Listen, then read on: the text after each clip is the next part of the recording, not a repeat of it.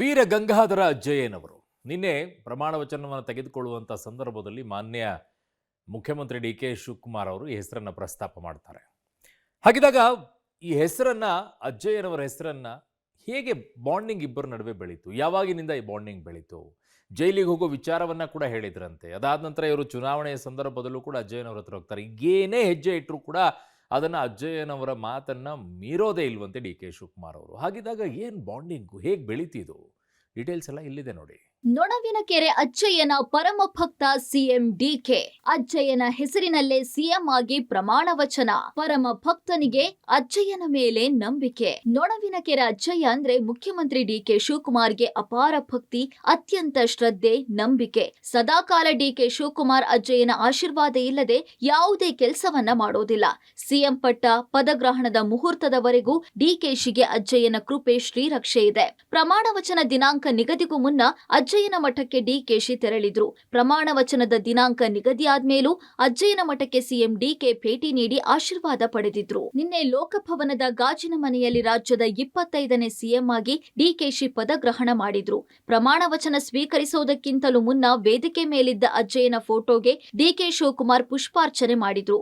ಬಳಿಕ ವೀರ ಗಂಗಾಧರ ಅಜ್ಜಯ್ಯನವರ ಹೆಸರಿನಲ್ಲಿ ರಾಜ್ಯದ ನೂತನ ಸಿಎಂ ಪ್ರಮಾಣ ವಚನ ಸ್ವೀಕರಿಸಿದ್ರು. ಡಿ.ಕೆ. ಶಿವಕುಮಾರ್ ಎಂಬ ಹೆಸರಿನಾದ ನಾನು ಕಾನೂನು ಮೂಲಕ ಸ್ಥಾಪಿತವಾದ ಭಾರತದ ಸಂವಿಧಾನ ವಿಷಯದಲ್ಲಿ ನಿಜವಾದ ಶ್ರದ್ಧೆ ಮತ್ತು ನಿಷ್ಠೆಯನ್ನು ಹೊಂದಿರುತ್ತೇನೆಂದು, ನಾನು ಭಾರತದ ಸಾರ್ವಭೌಮತ್ವವನ್ನು ಮತ್ತು ಅಖಂಡತೆಯನ್ನು ಎತ್ತಿ ಹಿಡಿಯುತ್ತೇನೆಂದು ಮತ್ತು ಕರ್ನಾಟಕ ರಾಜ್ಯದ ಮುಖ್ಯಮಂತ್ರಿಯಾಗಿ ನನ್ನ ಕರ್ತವ್ಯವನ್ನು ಶ್ರದ್ಧಾಪೂರ್ವಕವಾಗಿ ಮತ್ತು ಅಂತಃಕರಣಪೂರ್ವಕವಾಗಿ ನಿರ್ವಹಿಸುತ್ತೇನೆಂದು, ಭಯ ಅಥವಾ ಪಕ್ಷಾತೀತವಲ್ಲದೆ, ರಾಗ ದ್ವೇಷವಿಲ್ಲದೆ ಎಲ್ಲ ಬಗೆಯ ಜನರಿಗೆ ಸಂವಿಧಾನಕ್ಕೆ ಮತ್ತು ಕಾನೂನಿಗೆ ಅನುಸಾರವಾಗಿ ನ್ಯಾಯಯುತವಾಗಿ ಮಾಡುತ್ತೇನೆಂದು ನನ್ನ ಅಜ್ಜ ಗಂಗಾಧರಜ್ಜನ ಹೆಸರಿನಲ್ಲಿ ಪ್ರಮಾಣ ಮಾಡುತ್ತೇನೆ. ಸಿಎಂ ಆದ ಬೆನ್ನಲ್ಲೇ ಅಜ್ಜಯ್ಯನ ಮಠಕ್ಕೆ ಡಿಕೆ. ಕುಟುಂಬ ಸಮೇತ ಮಠಕ್ಕೆ ಭೇಟಿ ನೀಡಿದ ಡಿಕೆ. ಸತತ 2 ಗಂಟೆಗಳ ಕಾಲ ಅಜ್ಜಯ್ಯನ ಜೊತೆ ಚರ್ಚೆ. ಪ್ರಮಾಣ ವಚನ ಸ್ವೀಕರಿಸಿ ಸಿಎಂ ಆದ ಬೆನ್ನಲ್ಲೇ ಕುಟುಂಬ ಸಮೇತ ಮುಖ್ಯಮಂತ್ರಿ ಡಿಕೆ ಶಿವಕುಮಾರ್ ಅಜ್ಜಯ್ಯನ ಮಠಕ್ಕೆ ಭೇಟಿ ನೀಡಿದ್ರು. ಸಂಪುಟ ಸಭೆ ನಂತರ ನಾಗರಬಾವಿಯಲ್ಲಿರುವ ಅಜ್ಜಯ್ಯನ ಶಾಖಾ ಮಠಕ್ಕೆ ಕುಟುಂಬ ಸಮೇತರಾಗಿ ಸಿಎಂ ಡಿಕೆಶಿ ಭೇಟಿ ನೀಡಿದ್ರು. ಸತತ 2 ಗಂಟೆಗಳ ಕಾಲ ಮಠದಲ್ಲೇ ಸಿಎಂ ಡಿಕೆ ತಂಗಿದ್ರು. ತಮ್ಮ ಮುಂದಿನ ರಾಜಕೀಯ ನಡೆ, ಆಡಳಿತ ಸೇರಿದಂತೆ ಹಲವು ವಿಚಾರಗಳ ಬಗ್ಗೆ ಗುರು ಅಜ್ಜಯ್ಯನವರ ಜೊತೆ ಮಾತುಕತೆ ನಡೆಸಿದ್ರು. ಬಳಿಕ ಅಜ್ಜಯ್ಯನ ಆಶೀರ್ವಾದ ಪಡೆದು ಮಠದಿಂದ ಡಿಕೆ ವಾಪಸ್ಸಾದ್ರು. ಮುಖ್ಯಮಂತ್ರಿ ಡಿ.ಕೆ. ಶಿವಕುಮಾರ್ ಅವರಿಗೆ ನೊಣವಿನಕೆರೆ ಅಜ್ಜಯ್ಯನ ವಿಚಾರದಲ್ಲಿ ಅಪಾರವಾದ ನಂಬಿಕೆ. ಮೊದಲಿಂದಲೂ ಕೂಡ ಅವರು ಅಜ್ಜಯ್ಯ ಹೇಳಿದ ಗೆರೆಯನ್ನ ದಾಟ್ತಾ ಇರಲಿಲ್ಲ. ಈಗಲೂ ಕೂಡ ಅಷ್ಟೇ. ತಾವು ಮುಖ್ಯಮಂತ್ರಿಯಾಗಿ ಪ್ರಮಾಣ ವಚನ ಸ್ವೀಕರಿಸುವ ಹಿಂದಿನ ದಿನ ತಡರಾತ್ರಿಯೂ ಕೂಡ ಅಲ್ಲಿ ಪೂಜೆಯನ್ನು ನಡೆಸ್ತಾರೆ. ಮುಖ್ಯಮಂತ್ರಿಯಾಗಿ ಪ್ರಮಾಣ ವಚನ ಸ್ವೀಕರಿಸಿದ ಬಳಿಕ ಅವತ್ತು ರಾತ್ರಿಯೂ ಕೂಡ ಸುಮಾರು ಹೊತ್ತುಗಳ ಕಾಲ ಅಲ್ಲಿ ಪೂಜೆಯನ್ನು ಸಲ್ಲಿಸ್ತಾರೆ. ಮುಂದಿನ ತಮ್ಮ ನಡೆ ಹೇಗಿರಬೇಕು, ತೀರ್ಮಾನಗಳು ಏನಿರಬೇಕು ಅನ್ನುವಂಥ ವಿಚಾರವೂ ಸೇರಿದಂತೆ ಸಾಕಷ್ಟು ವಿಚಾರಗಳ ಕುರಿತು ಅಜ್ಜಯ್ಯನ ಜೊತೆ ಕೂಡ ಚರ್ಚೆ ನಡೆಸಿದ್ದಾರೆ ಅನ್ನುವ ಮಾಹಿತಿ ಕೂಡ ಬರ್ತಾ ಇದೆ. ಅಜ್ಜಯ್ಯರನ್ನ ಬಲವಾಗಿ ನಂಬುವುದೇಕೆ ಡಿಕೆಶಿ? ಡಿಕೆಶಿಗೂ ಅಜ್ಜಯ್ಯಗೂ ಇರುವ ನಂಟೇನು? ಪಬ್ಲಿಕ್ ಟಿವಿಯಲ್ಲಿ ಎಕ್ಸ್ಕ್ಲೂಸಿವ್ ಡೀಟೇಲ್ಸ್. ಡಿಕೆ ತಮ್ಮ ಜೀವನದಲ್ಲಿ, ರಾಜಕೀಯ ಜೀವನದಲ್ಲಿ ಯಾವುದೇ ನಿರ್ಧಾರ, ಸಲಹೆಗಳಿಗೂ ಅಜ್ಜಯ್ಯನ ಅಪ್ಪಣೆಯನ್ನ ಕೇಳ್ತಾರೆ. ತಮ್ಮ ಬದುಕಿನ ಒಳಿತು ಕೆಡುಕುಗಳ ಸಂದರ್ಭದಲ್ಲಿ ನೆನಪಿಸಿಕೊಳ್ಳುವುದೇ ಅಜ್ಜಯ್ಯರನ್ನ. ಡಿಕೆಶಿ ಜೀವನದ ಪ್ರತಿ ಹಂತದಲ್ಲೂ ಅಜ್ಜಯ್ಯ ಪ್ರಮುಖ ಪಾತ್ರವನ್ನ ವಹಿಸಿದ್ದಾರೆ, ಮುಂದೆಯೂ ವಹಿಸಲಿದ್ದಾರೆ. ತುಮಕೂರು ಜಿಲ್ಲೆ ತಿಪಟೂರು ತಾಲೂಕಿನ ನೊಣವಿನಕೆರೆಯಲ್ಲಿರುವ ಶ್ರೀ ಕಾಡಸಿದ್ದೇಶ್ವರ ಮಠದ ಪೀಠಾಧ್ಯಕ್ಷರೇ ಈ ಅಜ್ಜಯ್ಯ. ಡಾಕ್ಟರ್ ಶಿವಯೋಗೀಶ್ವರ ಸ್ವಾಮೀಜಿಯ ಪರಮ ಶಿಷ್ಯ ಮುಖ್ಯಮಂತ್ರಿ ಡಿಕೆ ಶಿವಕುಮಾರ್ ಅವರು. ಡಿಕೆಶಿ ವಿಚಾರದಲ್ಲಿ ಯಾವುದೇ ಭವಿಷ್ಯ ನುಡಿದ್ರೂ ಅದು ನಿಜವಾಗಿರೋದು ಡಿಕೆಶಿ ನಂಬಿಕೆ ಹೆಚ್ಚಾಗೋದಕ್ಕೆ ಕಾರಣ.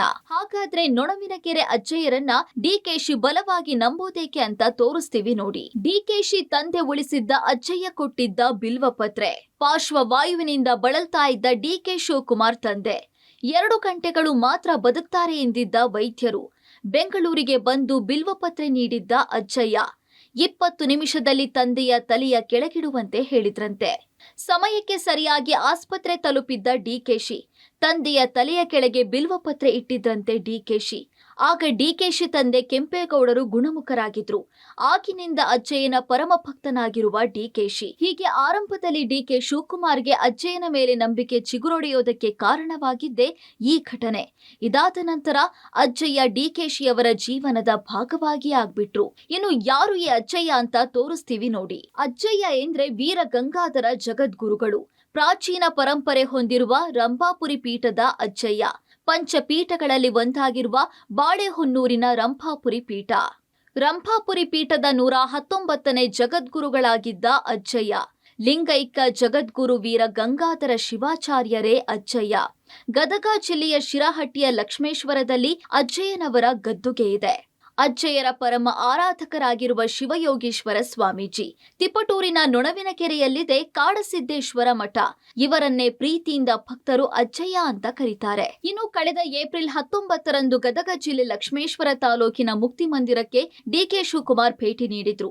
ಶ್ರೀ ರಂಭಾಪುರಿ ವೀರಗಂಗಾಧರ ಶಿವಾಚಾರ್ಯ ಸ್ವಾಮೀಜಿ ಗದ್ದುಗೆ ಆಶೀರ್ವಾದ ಪಡೆದು 2 ಗಂಟೆಗಳ ಕಾಲ ವಿಶೇಷ ಪೂಜೆ ಸಲ್ಲಿಸಿದ್ರು. ಆಗ ಮೇ ತಿಂಗಳ ಅಂತ್ಯದಲ್ಲಿ ಸಿಎಂ ಆಗುವ ಯೋಗವಿದೆ ಅಂತ ಶ್ರೀಗಳು ಆಶೀರ್ವದಿಸಿದ್ದು ಆ ಮಾತು ನಿಜವಾಗಿದೆ. ಕಳೆದ 40 ದಿನಗಳ ಹಿಂದೆ ಅಷ್ಟೇ ಡಿಕೆ ಶಿವಕುಮಾರ್ ಅವರು ಗದಗ ಜಿಲ್ಲೆಯ ಮುಕ್ತಿ ಮಂದಿರಕ್ಕೆ ಬಂದಿದ್ದರು. ರಂಭಾಪುರಿ ವೀರ ಗಂಗಾಧರ ಸ್ವಾಮೀಜಿಗಳ ಕರ್ತೃ ಗದ್ದಿಗೆಗೆ ವಿಶೇಷ ಪೂಜೆಯನ್ನು ಸಲ್ಲಿಸಿದರು. ಆ ದೃಶ್ಯವನ್ನು ನಾನು ನಿಮಗೆ ತೋರಿಸ್ತೇನೆ. ನಮ್ಮ ಹಿಂಭಾಗದಲ್ಲಿ ನೋಡ್ತಿರ್ಬೋದು. ನಾವೀಗ ಗದಗ ಜಿಲ್ಲೆಯ ಲಕ್ಷ್ಮೇಶ್ವರ ತಾಲೂಕಿನ ಮುಕ್ತಿ ಮಂದಿರದಲ್ಲಿರುವಂಥದ್ದು. ಈ ಮುಕ್ತಿ ಮಂದಿರ ಇದು ಭಕ್ತಿಯ ಒಂದು ಕೇಂದ್ರ. ಈ ಒಂದು ಭಕ್ತಿಯ ಕೇಂದ್ರದಲ್ಲಿ ಡಿಕೆ ಶಿವಕುಮಾರ್ ಅವರು ಕಳೆದ 40 ದಿನಗಳ ಹಿಂದೆ ಅಷ್ಟೇ ಬಂದು ಈ ಒಂದು ರಂಭಾಪುರಿ ಶ್ರೀ ವೀರ ಗಂಗಾಧರ ಜಗದ್ಗುರುಗಳ ಒಂದು ದಿವ್ಯ ದರ್ಶನವನ್ನು ಪಡೆದು ಇಲ್ಲಿ ಸುಮಾರು 2 ಗಂಟೆಗಳ ಕಾಲ ವಿಶೇಷ ಪೂಜೆ ಪುನಸ್ಕಾರಗಳನ್ನು ಸಹ ಮಾಡಿದರು. ಯಾಕೆಂತಂದರೆ ವೀರ ಗಂಗಾಧರ ಶಿವಾಚಾರ್ಯ ಸ್ವಾಮೀಜಿಗಳವರು ಅಪ್ಪಟ ಭಕ್ತರಾಗಿ ಈ ಒಂದು ಮಠಕ್ಕೆ ಆಗಮಿಸ್ತಾ ಇರುವಂಥದ್ದು. ಇದು ಮೊದಲನೇ ಸರಿ ಅಲ್ಲ, ಸುಮಾರು ಒಂದು 5-6 ಸಾರಿ ಈ ಮಠಕ್ಕೆ ಬಂದು ಈ ಒಂದು ಮುಕ್ತಿ ಮಂದಿರದ ಸ್ವಾಮೀಜಿಗಳ ಒಂದು ದರ್ಶನವನ್ನು ಪಡಿತಾರೆ.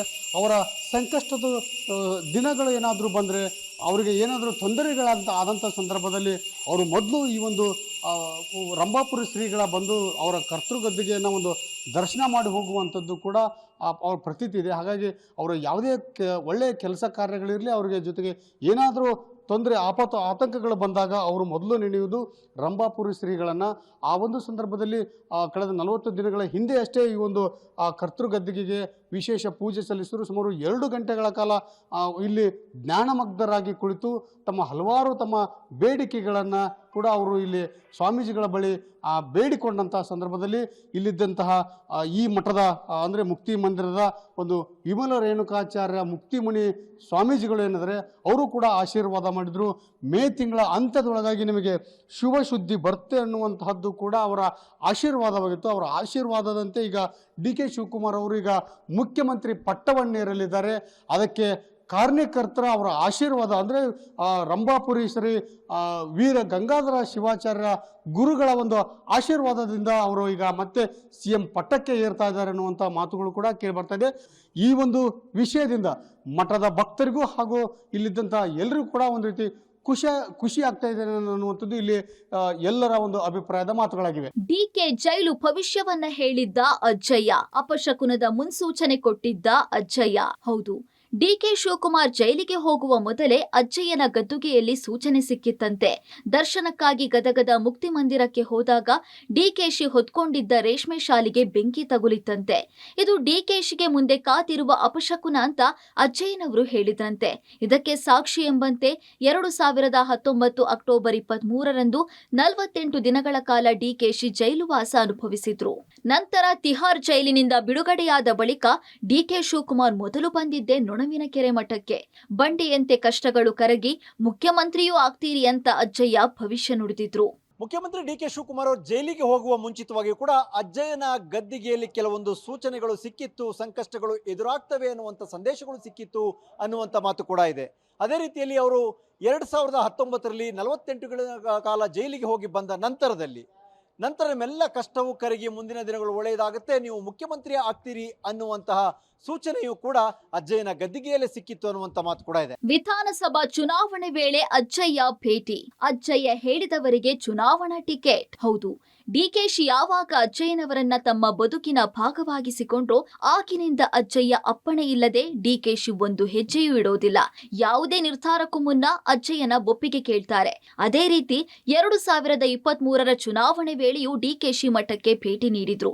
ಯಾರಿಗೆ ಟಿಕೆಟ್ ನೀಡಬೇಕು ಎನ್ನುವ ವಿಚಾರಕ್ಕೆ ಅಜ್ಜಯ್ಯ ಬಳಿ ಚರ್ಚಿಸಿದ್ರು. ನಿಜವಾಯ್ತಾ ಅಜ್ಜಯ್ಯನ ಭವಿಷ್ಯ? ವಿಧಾನಸಭೆ ಚುನಾವಣೆ ವೇಳೆಯೂ ಅಜ್ಜಯ್ಯರ ಭೇಟಿಯಾಗಿದ್ದ ಡಿಕೆ. 150 ಸ್ಥಾನಗಳಲ್ಲಿ ಇಂಥವರಿಗೆ ಟಿಕೆಟ್ ನೀಡಬೇಕೆಂದಿದ್ದ ಅಜ್ಜಯ್ಯ. 136 ಸೀಟ್ಗಳನ್ನ ಅಜ್ಜಯ್ಯ ಹೇಳಿದವರಿಗೆ ನೀಡಿದ್ದ ಡಿಕೆ. ಅಜ್ಜಯ್ಯನ ಮಾತಿಗೆ ವಿರುದ್ಧವಾಗಿ 15 ಜನರಿಗೆ ಟಿಕೆಟ್. ಅಜ್ಜಯ್ಯನ ಮಾತು ಉಲ್ಲಂಘಿಸಿ ಟಿಕೆಟ್ ಕೊಟ್ಟವರಿಗೆ ಸೋಲು ಕಂಡ್ರು. ಹೀಗಾಗಿಯೇ ಮತ್ತೊಮ್ಮೆ ಡಿಕೆ ಶಿವಕುಮಾರ್ಗೆ ಅಜ್ಜಯ್ಯನ ಮೇಲೆ ಮತ್ತಷ್ಟು ನಂಬಿಕೆ ಬಲವಾಯಿತು. ಇದಾದ ನಂತರ ಅಜ್ಜಯ್ಯನ ಅಪ್ಪಣೆ ಇಲ್ಲದೆ ಯಾವುದೇ ಶುಭ ಕಾರ್ಯಕ್ಕೆ ಡಿಕೆ ಮುಂದಾಗಲ್ಲ. ಅಲ್ಲದೆ ರಾಜಕೀಯ ನಿರ್ಧಾರಗಳನ್ನ ಕೂಡ ಕೈಗೊಳ್ಳೋದಿಲ್ಲ. ಡಿಕೆ ಅಷ್ಟೇ ಅಲ್ಲ, ಈ ಹಿಂದೆ ಇದೇ ಮಠಕ್ಕೆ ಮಾಜಿ ಸಿಎಂ ಎಸ್.ಎಂ. ಕೃಷ್ಣ ಕೂಡ ಭೇಟಿ ನೀಡಿದ್ರು. ಅಜ್ಜಯ್ಯ ಅಂದ್ರೆ ಡಿ.ಕೆ. ಶಿವಕುಮಾರ್ ಅವರಿಗೆ ಅಪಾರವಾದಂತಹ ನಂಬಿಕೆ. ಏನೇ ಕೆಲಸ ಮಾಡಬೇಕಾದ್ರೂ ಅಜ್ಜಯ್ಯನವರ ಆಶೀರ್ವಾದ ಇಲ್ಲದೆ ಡಿ.ಕೆ. ಶಿವಕುಮಾರ್ ಅವರು ಮಾಡೋದಿಲ್ಲ. ಯಾವುದೇ ಕಾರ್ಯಕ್ರಮ ಪ್ರಾರಂಭ ಮಾಡಬೇಕಾದ್ರೂ ಕೂಡ ಅಜ್ಜಯ್ಯನವರ ಆಶೀರ್ವಾದ ಬೇಕು. ಸಿಎಂ ಸ್ಥಾನಕ್ಕೆ ನೇಮಕ ಆದಾಗಿಂದ ಇಟ್ಕೊಂಡು ಪ್ರಮಾಣ ವಚನ ಸ್ವೀಕಾರ ಮಾಡಿದಾಗಿಂದನೂ ಕೂಡ ಅಜ್ಜಯ್ಯನವರ ಆಶೀರ್ವಾದ ಇಲ್ಲದೆ ಡಿ.ಕೆ. ಶಿವಕುಮಾರ್ ಅವರು ಏನೂ ಮಾಡಿಲ್ಲ. ಹೀಗಾಗಿ ಅಜ್ಜಯ್ಯನವರ ಮೇಲೆ ವಿಶೇಷವಾದಂತಹ ನಂಬಿಕೆ ಡಿ.ಕೆ. ಶಿವಕುಮಾರ್ ಅವರಿಗೆ. ಒಟ್ಟಾರೆ ಡಿ.ಕೆ. ಶಿವಕುಮಾರ್ ಅಜ್ಜಯ್ಯನವರ ಪರಮ ಭಕ್ತರಾಗಿದ್ದು ಯಾವುದೇ ಕೆಲಸ ಮಾಡಬೇಕಾದ್ರೂ ಅಜ್ಜಯ್ಯನವರ ಒಪ್ಪಿಗೆ ಪಡೆಯುವುದನ್ನ ತಪ್ಪಿಸೋದಿಲ್ಲ. News desk, public TV.